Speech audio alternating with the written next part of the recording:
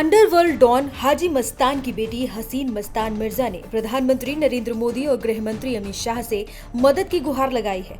हसीन मस्तान मिर्जा ने दावा किया है कि 1996 में उनकी जबरन शादी मामा के बेटे से कर दी गई थी।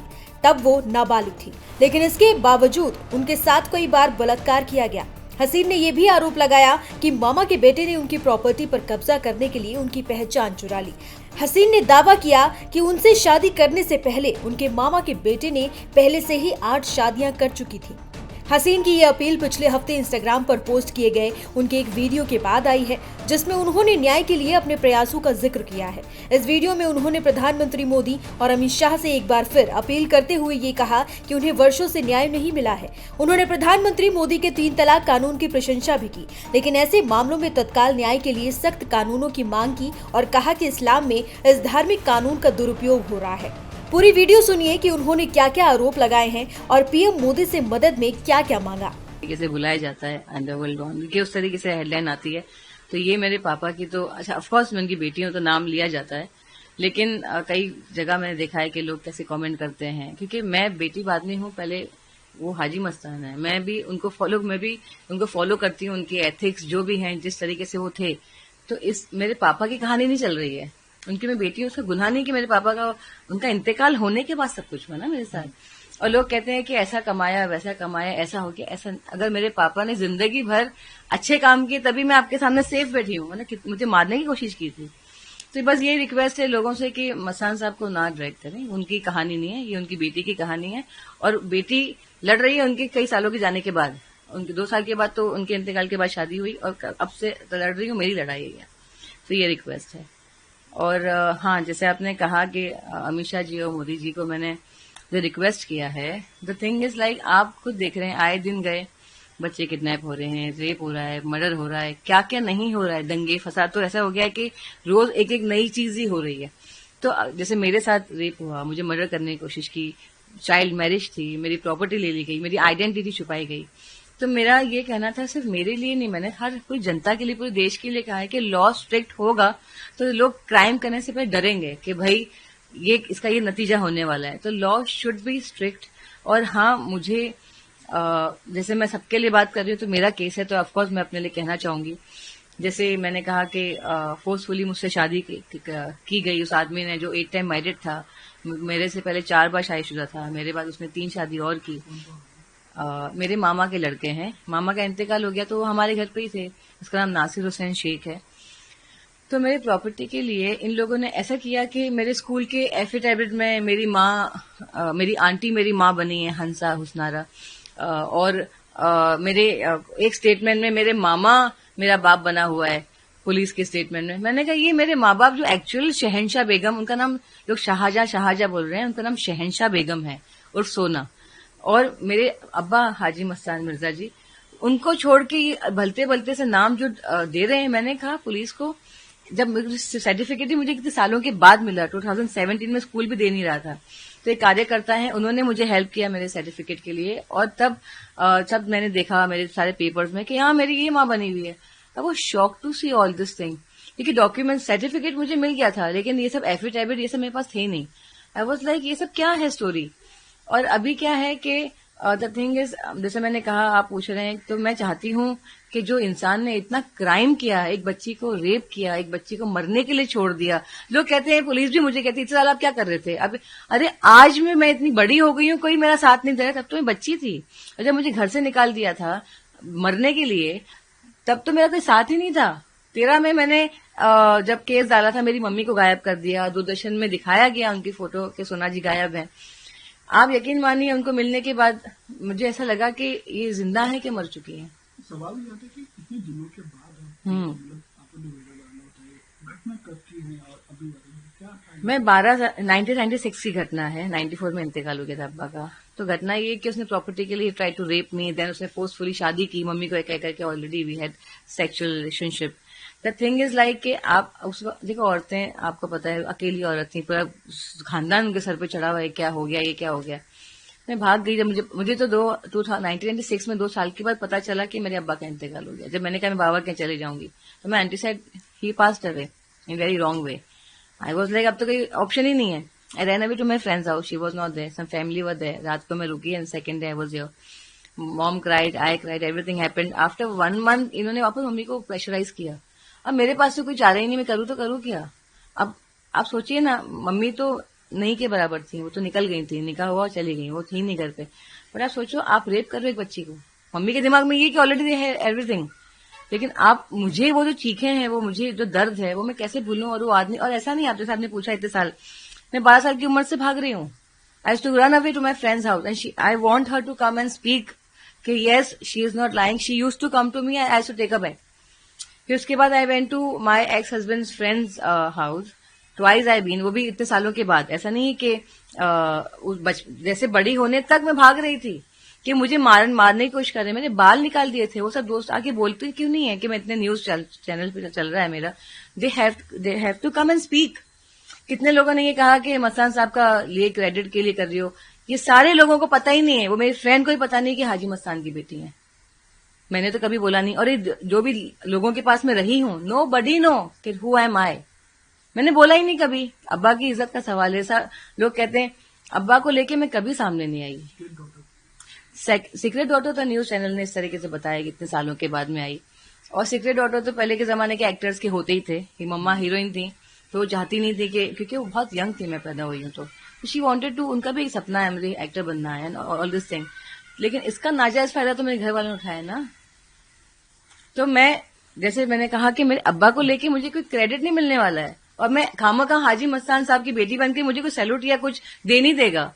मेरी इज्जत जा रही है कि देखो ये अपने अब्बा के बारे में लोग ऐसा बोल रहे हैं, क्या बोल रही हैं, कैसा आदमी था, क्या है, या मेरा भी तमाशा बन रहा है, मेरे अब्बा की भी इज्जत जा रही है, हमारी इज्जत जा रही है इसमें. लेकिन अब क्या करें, कब तक, आदि साहब ने कहा कब तक खामोश रहूं मैं, कब से लड़ रही हूं. वो आदमी मुझे मेरी बेटी को कहकर नहीं हम सेटलमेंट करते हैं, कोर्ट जाने मना करो, ये करो. मेरी तबीयत खराब, मैं तो 2 बार आके गया. मैं हैदराबाद भी गई, सोचा कि सेटलमेंट करें. जुहू में ही मेरा बंगला है, वहीं पे मेरा केस चल रहा था. क्यों पुलिस ने नहीं हेल्प किया मुझे. मेरे पास लॉयर भी नहीं थे. मेरे पास लोकल लॉयर्स होते थे, 500 रुपीज लेते हैं, करते हैं, क्योंकि बड़े लॉयर्स की फीस भी होती है और लोकल लॉयर्स, उनकी भी, लॉयर की भी गलती नहीं है. वो जो काम कर सकता है वही करेगा, उतना तारीख लेता था बस. और मैं ही डेट पे जा रही हूँ, मैं रुकी हूँ, वो आदमी कब आएगा कोर्ट, वो आया ही नहीं. कोर्ट में आप गए? मैं गई हूँ 2016 तक, बैक टू बैक कोर्ट गई. फिर मेरी तबीयत खराब होने लग गई. मुझे टाइफाइड हो गया था. जैसे आपने कहा सुसाइड अटेम्प्ट, मैंने सुसाइड अटेम्प्ट फर्स्ट टाइम किया था जब इसने मुझे डिवोर्स दिया इन 2010. फिर उसके बाद मैंने सेकंड किया सुसाइड अटेम्प्ट मेरी मम्मी के इंतकाल के 2-3 महीने बाद. कुछ ऐसा मसला हो गया था कि मैं वो ले नहीं पा रही थी. और फिर मैंने अभी 2 साल पहले सुसाइड अटेम्प्ट किया, but because he was not ready to settlement करने को तैयार नहीं है. और उसने तो ये बात को कहने की डर लगा कि क्योंकि मेरा केस बंद नहीं हुआ तब तक. अभी तो हैदराबाद चला गया. तो आप सोचो मैं कितना परेशान होके, मतलब मैं ही ये सब करते रहूं. और मुझे एक बात समझ में नहीं आती है कि कोर्ट में तो हम पिस जाते हैं, तो मेरे लॉ स्ट्रिक्ट करने का सर, हम जिंदगी निकल जाती है हमारी सबकी कोर्ट में. कुछ ऐसा लॉ बनाए कि इनको सजा ऑन द स्पॉट मिले, क्योंकि कहाँ से लाए सबूत, क्या करें आप बताएं. बहुत अच्छा बना है, मैं तो धन्यवाद करना चाहती हूँ. मैं ट्रिपल तलाक के टाइम पे वहां पर थी और ये सब बातें मैंने की भी कि मैं मस्तान साहब की बेटी हूँ और मेरे साथ ये हुआ. और हमने बहुत कोशिश की, पूरी जी जान लगा दिया कि ये, जैसे हमारे इस्लाम में ये इसका मिसयूज हो रहा था, ऐसा नहीं होती तलाक. इतनी गंदी तरीके से मैंने कहा क्या तमाशा बना रखा है. लेकिन मोदी जी ने इस तरीके से वो जो पास करवाया बिल, और सारी औरतों की दुआएं हैं कि उन्होंने ये चीज से लोगों को एक छुटकारा दिलाया मुसीबत से, ट्रिपल तलाक के. तो अभी आप क्या मांग सरकार से या पुलिस से क्या मांग करना चाह रहे हैं, और किस लड़ाई है आपकी किस? मैं यही मांग करना चाहती हूँ कि मेरे मामा को, मेरे एक्स हस्बैंड को, मामा असगर हुसैन, नासिर हुसैन, इनको अरेस्ट किया जाए, क्योंकि इनके पास मेरी प्रॉपर्टी है, इनके पास मेरा बर्थ सर्टिफिकेट है. इन लोगों, इस आदमी ने मेरी जिंदगी खराब कर दी. एक इंसान की जिंदगी आप खराब कर रहे हो. मैं आज भी वो मेंटली ट्रॉमा से निकल नहीं पाती हूँ. मुझे क्या डिस्टर्बेंस है मेरे डॉक्टर्स बताएंगे आपको. मेरे डॉक्टर्स हैं कि भाई मेरे पास रिपोर्ट्स है कि मैं कितनी डिप्रेशन में थी. मतलब आप कैसे निकलोगे, एक बच्चा कैसे निकलेगा कि आप कर क्या रहे हो. और मुझे ट्रिपल तलाक का आपने जो कहा, ट्रिपल तलाक, मुझे भी ट्रिपल तलाक दी स्लम में जाके रात के 11 बजे. तलाक. मैं कहाँ जाऊं. मुझे ये एलिगेशन भी लोग लगा रहे हैं प्रॉपर्टी के लिए ऐसा कर रही है. तो ट्रिपल तलाक दे दी मुझे, तो प्रॉपर्टी के तो कब से लड़ना चाहिए था मुझे. मेरा ही पैसा है, मैं क्यों लड़ूं अपनी प्रॉपर्टी के लिए. मैं तो मांग रही हूँ give my money back, give my house back. आप घुसे हुए हो चोर की तरह। हसीन मस्तान मिर्जा, क्या ये लड़ाई आपकी आइडेंटिटी से? आइडेंटिटी भी ले ली गई। आप बताइए कितना क्राइम है किसी की आइडेंटिटी लेना, 12 साल में शादी करना, उसको बच्चे पैदा करके मारने की कोशिश करना, घर से फेंक देना, ट्रिपल तलाक देके कुछ भी नहीं देना। 12 साल की लड़की शादी करके आप 19 साल लिख रहे हो। मेरे स्कूल के बच्चे भी तो है ना, हम एक साथ में पढ़े हैं। तो आप सोचिए इतने सारे क्राइम के बाद वो आदमी और क्रिमिनल कैसे, वो रेपिस्ट है, क्रिमिनल है, इतने बड़े क्राइम की वो आदमी। लोगों ने कहा, मैं बोलना चाहूंगी क्योंकि देखती हूँ मैं कमेंट, लोग लिखते हैं अरे ये मुसलमान, कभी कोई मुसलमान गलती करता है तो अरे ये मुसलमान, कोई हिंदू गलती करता है अरे ये हिंदू, कोई भी रिलीजन को ले आते हैं। मैं सबसे कहना चाहूंगी, जो चाहे वो हिंदू हो मुसलमान, अगर वो ऐसी गलती करता है उसका कोई धर्म नहीं है, वो हैवान शैतान है। टेररिस्ट क्यों बोलते हैं हम? टेररिस्ट का कोई धर्म नहीं होता। तो वैसे ही शैतान और हैवान, रेपिस्ट, क्रिमिनल क्यों नाम दिया है? आप धर्म को मत लाइए, धर्म से क्या लेना देना। जो वाकई में मुसलमान है, वाकई में हिंदू है, वो कभी ऐसी हरकत नहीं करेगा। शैतान करते हैं ऐसी हरकतें। कोई करता है कि अच्छा इंसान करता है जो वाकई में मानता है ऊपर वाले को, रेप करना, किसी का प्रॉपर्टी लेना, मर्डर करना। तो ये सब भी मैं लोगों को देखती हूँ। एक मेरा मसला चल रहा है, एक औरत यहाँ आपसे कह रही है हेल्प मी, मेरी मदद करो, मेरे साथ क्या हुआ है, मैं उस ट्रॉमा से निकलना चाहती हूँ, हेल्प मी। हेल्प करने की जगह कुछ और ही बात करना शुरू कर देते हो, तो आप बताइए औरत जाए कहाँ? औरत छोड़ी, कोई आदमी भी अगर अपनी आप बीती बताए तो ऐसी कमेंट के बाद लोग सोचते हैं क्या करना है, तमाशे बना रहे हैं आप। तो मैं रोऊं तो कहाँ रोऊं? आप तमाशे पे तमाशा, तमाशे पे तमाशा क्या लगा रखा है? इंसाफ रह जाएगा एक कोने में, वो न्यूज बन के रह जाएगा जिंदगी भर के लिए। फिर आप बोलेंगे इतने साल आप क्या कर रही थी? एक क्वेश्चन मार्क हो जाता है फिर।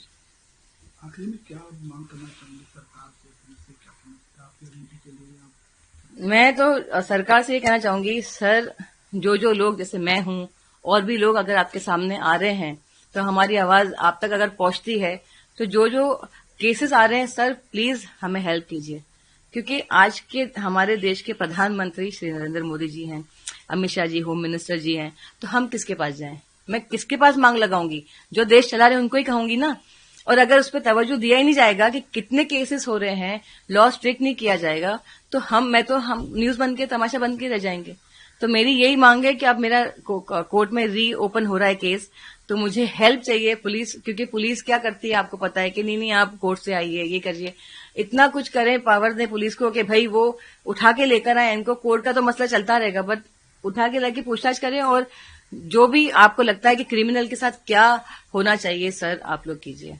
ये मेरी मांग है उनसे। मैं तो 10 साल की थी ना जब उनका इंतकाल हुआ। तो पापा के साथ तो मेरी बहुत खूबसूरत यादें हैं, एक बच्चे एक बाप की क्या होती है। तो मुझे ऐसा लगता है कि मैं बहुत खुशनसीब हूं कि मैं अपने पापा के साथ, मतलब मुझे ऐसा लगा कि मेरी जिंदगी में सब कुछ मुझे हासिल हो गया है। उनको देखने के बाद मुझे इतने अच्छा इंसान, तो मेरे पापा होने से पहले जैसे मैं बड़ी होती गई तो उनकी जो अच्छाई थी वो मुझे ऐसा लगा कि इतना अच्छा भी कोई हो सकता है। किसी ने मुझे पूछा कि आप किसी में आपके पापा को इस तरीके, मैंने कहा कोई पैदा ही नहीं हो सकता। क्योंकि मेरे अगर पापा होते, अगर ये केस मेरा केस अगर मेरे पापा के पास जाता, being someone else, on the spot इंसाफ होता। बट पापा रहे नहीं। और मैं ये कहना चाहूंगी, बहुत खूबसूरत यादें हैं मेरे पापा के साथ। वो तो वो बाद में बात करूंगी। अभी तो ये मेरे मसले की बात है नरेंद्र मोदी जी और अमित शाह जी से। तो पहले ये तो इससे तो निकलूं मैं, वो एक अलग ही कहानी है मेरी और उनकी बीच की। हाँ, मैं एक और चीज कहना चाहूंगी कि ANI न्यूज चैनल ने मेरे पापा को बहुत साल पहले मैंने देखा था अभी, तो उन्होंने इंटरव्यू किया था और मैंने कमेंट भी लिखा था मुझे करना है इंटरव्यू, क्योंकि मेरे जो हालात थे जो हो रहे हैं अब तो। लेकिन देखिए आप लोग आए और भी चैनल्स आए, लेकिन आप लोग आए क्योंकि मैंने इस चैनल्स पे, क्योंकि मुझे था कि अरे ANI ने उन्हें इंटरव्यू किया था। तो मुझे सच्ची में बहुत खुशी भी है कि आप लोग आए थे। Thank you so much.